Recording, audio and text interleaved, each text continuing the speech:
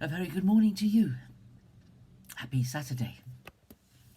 We're going to finish off 2 Samuel 12 today, and there's a few verses there from 26 to the end about a city called Rabbah of the Ammonites, and Joab, who is the commander-in-chief of David's men out in the battlefield, are fighting against the Ammonites, and they have taken the city.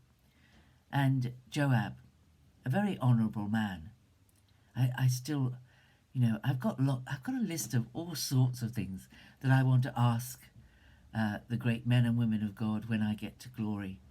I want answers to things, and I want the answer to Joab, because Joab is a great man, great soldier, great leader, very wise, and yet he followed that instruction to put Uriah in the front of the battlefield.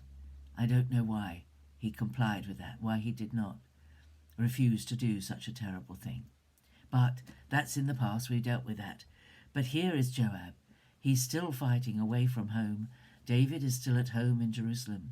And Joab has just taken a city from the Ammonites.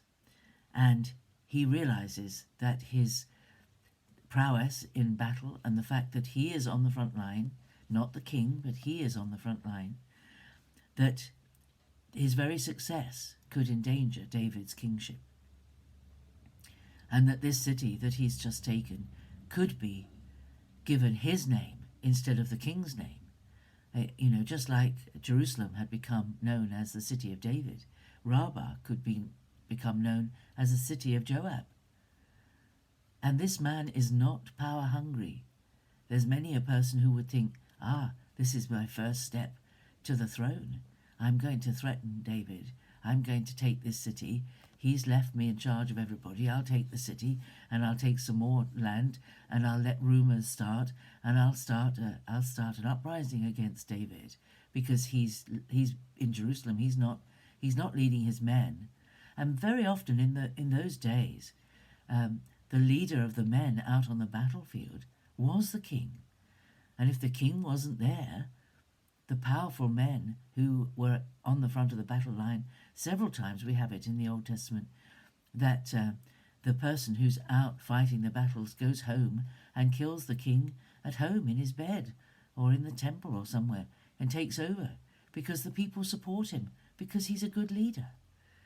And Joab saw this danger for David. And he sends a message to David saying, in verse 28, "Now gather the rest of the people together and encamp against the city and take it, lest I take the city and it be called by my name." And David responds, and he takes some more men down to Rabbah and finishes off the victory, and Joab takes the crown from the king of the city. And puts it on David's head. And David is attributed the victory over Rabbah. And David is in his element. He's back where he should have always been, at the front of his people, on the front line, fighting the battle and winning the victories. And then when they had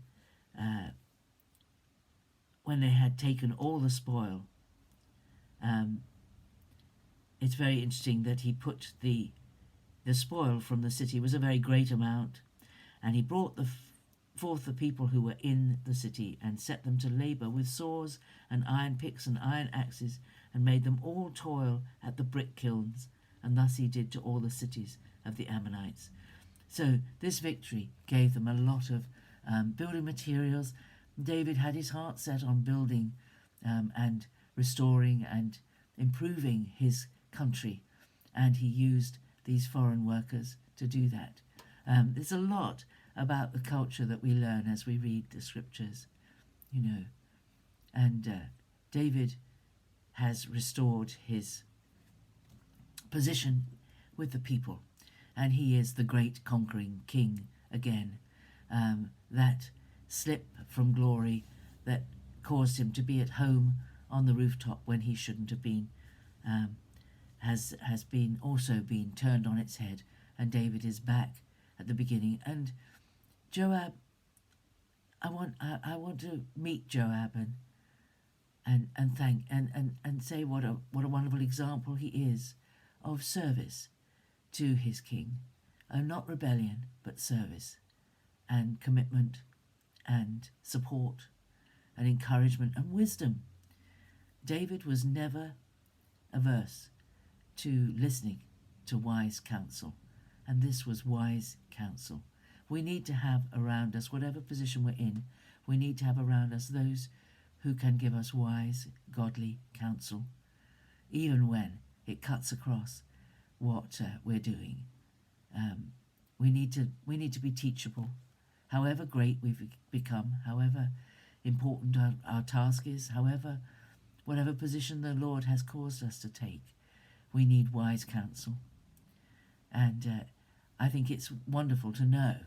It's wonderful to know that the Queen has a chaplain, the Archbishop of Canterbury, and all the bishops have a personal chaplain, someone who is looking after their spiritual walk with the Lord, and who gives them private counsel when they are free to speak wisdom into the lives of those who are great in our land.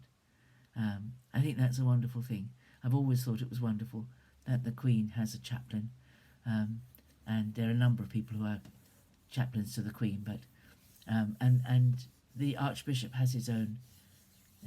Everybody needs to be accountable to somebody. Everybody needs somebody. Everybody needs a Joab or a Nathan who will come alongside and who will speak the truth to them in love and encourage them and give them sound, wise advice. Well, there's my thought for the day, and I look forward to seeing you tomorrow. God bless you. Bye-bye.